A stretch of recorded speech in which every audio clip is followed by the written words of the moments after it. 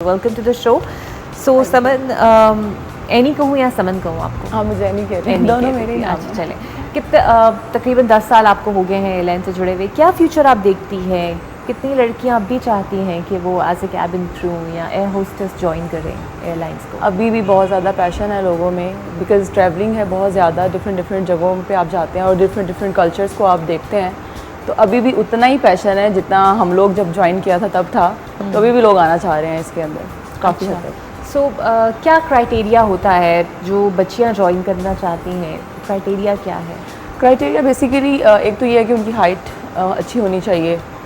5.2 ideal height होती है, but इससे अगर आप ज़्यादा प्लस में हैं तो वो लड़कियों के लिए बहुत अच्छा होता है। और उसके अलावा आपका BMI वो आपके हाइट के हिसाब से, आपका जो वेट है बेसिकली वो आपका BMI मैटर करता है। जितनी भी एयरलाइंस है, पाकिस्तान हो गया या इंटरनेशनल एयरलाइंस है, वो BMI देखती हैं।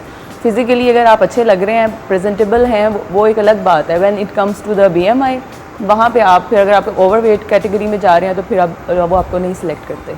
तो मेन चीज़ें तो ये हैं। उसके अलावा आपकी स्टडी अच्छी होनी चाहिए। क्वालिफ़िकेशन आपने जो अपनी की हुई है वो तो है ही है, जो आपने डिग्रीज ली हुई हैं, लेकिन क्योंकि उसका होना ज़रूरी है। उसके अलावा जो है वो, क्योंकि आप जब सिलेक्ट होते हैं ना तो उनकी अपनी एक क्वालिफ़िकेशन है, वो आपने अपनी एक स्टडी करनी है। तो ये मेन रिक्वायरमेंट्स हैं कि आप एटलीस्ट ग्रेड 12 हो, यानी इंटरमीडिएट हो या इससे ज़्यादा हो। ये होता है आपका वेट, आपका BMI इस हिसाब से हो, और दूसरा आपकी हाइट। ये 3 बेसिक चीज़ें हैं जो आपके अंदर होनी चाहिए, और स्पेशली ग्रूम होना बहुत ज़रूरी है इसके अंदर। अच्छा, कोई ऐसे इंस्टीट्यूट्स भी हैं जो इसकी ट्रेनिंग देते हैं और बाद में आप अप्लाई कर सकते हैं या आफ्टर जॉब ही ट्रेनिंग कराते हैं? बेसिकली ग्रूमिंग की ट्रेनिंग आप ले सकते हैं, लेकिन ये है कि जो आपकी एयरक्राफ्ट से रिलेटेड ट्रेनिंग है वो जिस एयरलाइन में आप जाते हैं वही एयरलाइन करवाती है। ग्रूमिंग की बस आप ले सकते हैं। वो डिफरेंट इंस्टीट्यूट होंगे जो आपको ग्रूम करते हैं कि आपने कैसे प्रेजेंटेबल होना है। बहुत सारे इंस्टीट्यूट आपने भी देखे होंगे कि जो सिखाते हैं कि आपकी वॉक कैसी होनी चाहिए या आपने बात कैसे करनी है। तो बेसिकली वो ग्रूमिंग के हवाले से बात करते हैं। अदरवाइज़ जो एयरक्राफ्ट रिलेटेड जो स्टडी है वो सेपरेट है। वो आपकी जो है जिस भी एयरलाइन में आप जाएंगे उनकी डिफरेंट होती है, वो आपने पढ़नी ही पढ़नी है। That's called aviation. वो एविएशन की आपने जो नॉलेज है वो लेनी है। अच्छा, मुझे नहीं ये बताइए कि पाकिस्तान एयरलाइन से हमारे कुछ फ़ज़ाई हादसे भी जुड़े होते हैं, और अभी रिसेंटली तो नहीं, कराची वाला एक हमारा वो वाक़या था जहाँ पे प्लेन क्रैश हुआ। तो जब इस तरह के वाक़यात होते हैं और बहुत सारी हमारी कैबिन क्रू हज़रत में शहादत भी पाते हैं, इसके अंदर पाई भी है, तो थोड़ा सा फिर डर जाते हैं आप लोग कि बिल्कुल नहीं?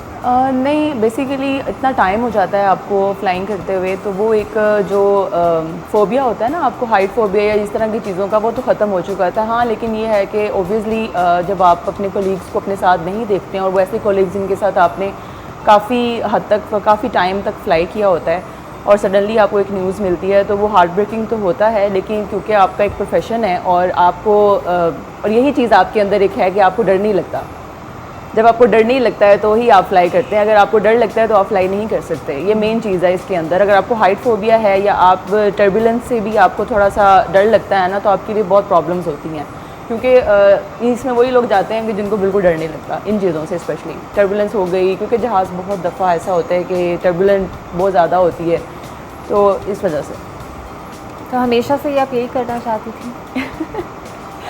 नहीं, हमेशा से तो ऐसा कुछ भी नहीं था। इट वॉज जस्ट मैंने अप्लाई किया था और बस सिलेक्शन हो गया। सो इंटरनेशनल फ़्लाई भी किया है आपने? हाँ जी, काफ़ी दफ़ा, मैनी टाइम्स। अच्छा, वो भी किया है आपने। सो मुझे ये बताइएगा कि कुछ लोगों का ख्याल होता है ना कि कैबिन क्रू में से हैं, एयर होस्टेस हैं, तो बहुत सैर करती होंगी और हर मुल्क देखा होगा, और जिस मुल्क में जाती होंगी उसको देखती होंगी। टाइम मिलता है ऐसा या सिर्फ एक मिथ है? नहीं, ऐसी बात मिथ तो नहीं है। ओबियसली जब आप एक जगह पे जा रहे हैं, अकोमोडेशन है ना आपको एयरलाइन ने प्रिविलेजेस दी हुई हैं, तो उसके अलावा जो आपका उसमें जो रेस्ट टाइम होता है आपका, उसमें वो आपका टाइम है। You can go out, roam around, culture देखें, लोगों से मिलें, वहाँ का देखें क्या है क्या नहीं है। तो ये मिथ नहीं है। इसमें ये है, आप नए लोगों से मिलते हैं, आपको इतना टाइम आप अपने लिए निकाल लेते हैं कि आप उस जगह को एक्सप्लोर कर सकें। अच्छा, ऐसा होता है, और ये एक जनरल ऑब्जर्वेशन भी है, बिकॉज़ मैं खुद ट्रैवल करती हूँ, तो जब हम पाकिस्तान से बाहर ट्रैवल कर रहे होते हैं तो सारे रूल्स एंड रेगुलेशंस फॉलो कर रहे होते हैं, बहुत अच्छे शहरी बने हुए होते हैं, बट एट द टाइम हमें पता होता है पाकिस्तान की हदूद में दाखिल हो जाते हैं, एयरपोर्ट पे जहाज़ आता है, पाकिस्तानी जहाज़ में खड़े हो जाते हैं। और दरवाजे के ऊपर जमा हो जाते हैं, ये भी नहीं इंतज़ार करते वो टैक्सी कर रहा है या उसने रुकना है, दरवाजे खुलने हैं, ऐसा क्यों है? आपको भी ये ऑब्जर्वेशन, आपकी भी ऐसी? ये तो मेरी 10 साल की ऑब्जर्वेशन है। बेसिकली लोग एक्साइटेड होते हैं बहुत ज़्यादा, क्योंकि काफ़ी लेबर क्लास ट्रैवल करती है, तो वो और बहुत सारे लोग ऐसे हैं जो काफ़ी टाइम बाद पाकिस्तान ट्रैवल कर रहे होते हैं। तो मेन जो उनका वो होता है ना, वो यही होता है, दे आर एक्साइटेड बेसिकली। सो जब वो लैंड हो जाता है जहाज़, तो उनसे वो एक्साइटमेंट उनकी ना कंट्रोल नहीं हो पा रही होती, क्योंकि 5-5 साल बाद 10 साल बाद लोग पाकिस्तान आ रहे होते हैं। तो वो बेसिकली एक्साइटमेंट का फैक्टर होता है, जिसकी वजह से लोग जो है ना वो फ़ौरन से कि बस अब जल्दी जल्दी निकल जाए। उनको बाकी रूल्स एंड रेगुलेशंस नहीं पता कि टाइम लगता है प्रॉपर चीज़ों का, वो नहीं हर किसी को आप बता सकते। तो ये चीज़ है। सो चैलेंजेस क्या आपको लगता है एक खातून के लिए इस फील्ड में होते हैं? चैलेंजेस तो बहुत ज़्यादा हैं, क्योंकि एक तो आपकी जो ड्यूटी आवर्स हैं वो बहुत डिफरेंट हैं। रात को लोग सो रहे हैं, हम फ्लाइट्स पे जा रहे हैं, ठीक है। तो मॉर्निंग में जो है वो हम वापस आ रहे होते हैं, मॉर्निंग में हम सो रहे होते हैं। तो इस तरह की इसमें चैलेंजिंग ये है कि आपका जो है टाइम जो है ना वो इतना नहीं आप सूट करता आपको, बहुत ही डिफरेंट रूटीन होती है हट के। उसके अलावा जो है जैसे मैरिड वुमेन हैं, उनके लिए बड़ा चैलेंजिंग है। उन्होंने अपने बच्चों को, अपनी फैमिली को पीछे छोड़ के ट्रैवल करना होता है, फ़्लाइट्स पे जाना होता है। तो ये चीज़ें बड़ी फेस करनी पड़ती हैं, लेकिन मैनेज हो जाता है। बट इट इज़ चैलेंजिंग, क्योंकि आपके ड्यूटी आवर्स नहीं है, सेलेक्टिव नहीं है कि आपने किसी भी टाइम आप कहीं पे भी हैं, रात है दिन है। और एक हफ्ते में या एक महीने में कितनी बार ट्रैवल करना पड़ता है?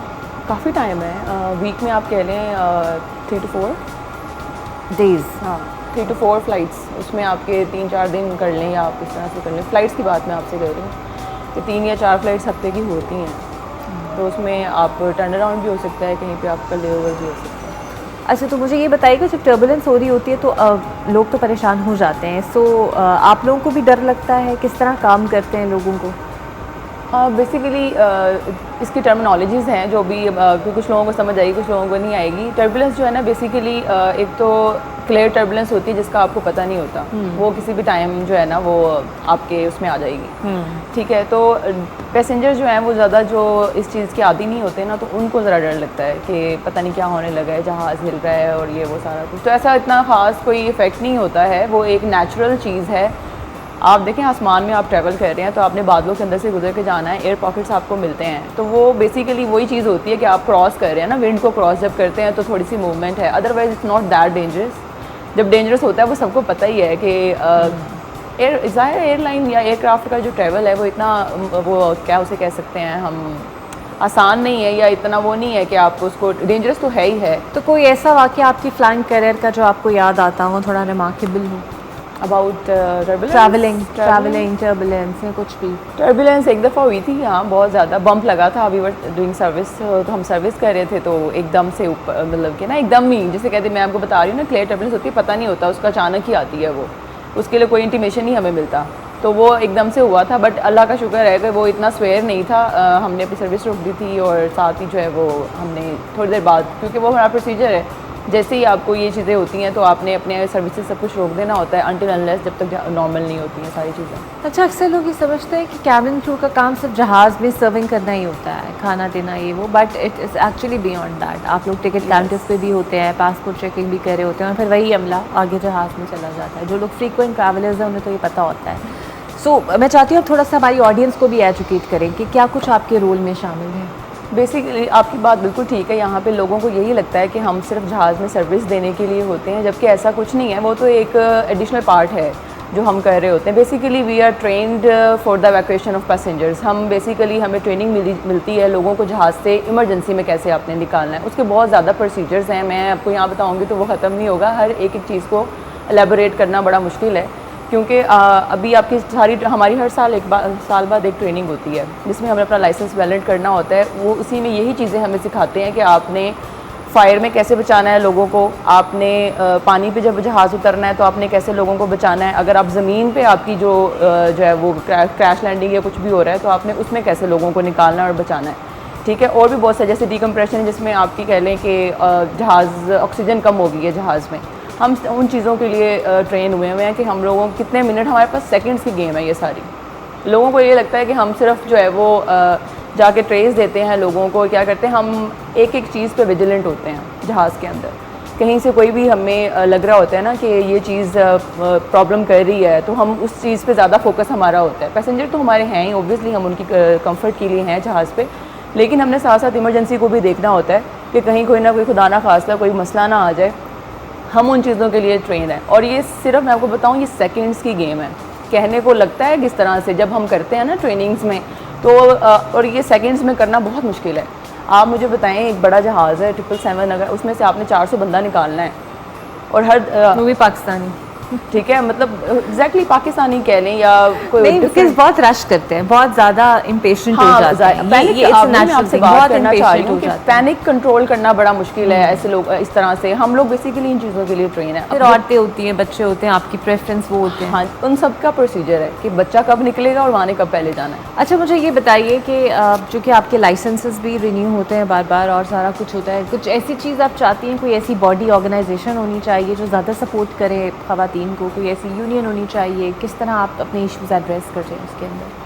हमारी एयरलाइन में है इस तरह का एक डिपार्टमेंट जो अच्छा। अगर कोई इश्यूज़ वमेन के लिए आते हैं तो वो उसको एड्रेस करते हैं। तो अगर कोई हमें कोई ऐसा इस तरह अगर ख़वातीन के हवाले से किसी को कोई अगर मसला आता है तो वो डायरेक्ट उस डिपार्टमेंट में को कंसर्न करते हैं। जैसे हर डिपार्टमेंट में बने होते हैं वमेन को एड्रेस करने के लिए, तो हमारे एयरलाइन में भी डिपार्टमेंट एक ऐसा है जो वमेन की प्रॉब्लम्स को एड्रेस करता है, तो वो उसी डायरेक्ट हम उसी के पास जाते हैं। बट लेकिन ये बाकी अगर आप बात करें एयरलाइन और डिपार्टमेंट, वो अलग है, हर चीज़ का हमारा डिपार्टमेंट अलग है।